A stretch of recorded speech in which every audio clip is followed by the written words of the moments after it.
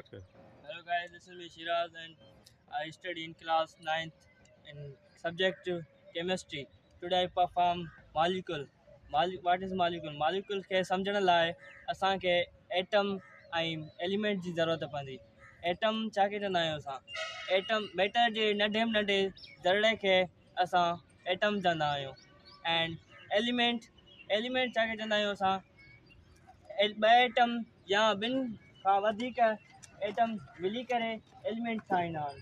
उनखे for example carbon, oxygen and hydrogen ETC। Molecule असां छाखे चवंदा आहियूं? मालिक्यूल उनखे चवंदा आहियूं असां ॿ एलिमेंट सेम या डिफरेंट एलिमेंट मिली करे उनखे असां मालिक्यूल चवंदा आहियूं। फॉर एग्जांपल हाइड्रोजन जा 2 H2 एंड ऑक्सीजन जा 2 SO2। ये असां मालिक्यूल के डिफाइन कयोसीं।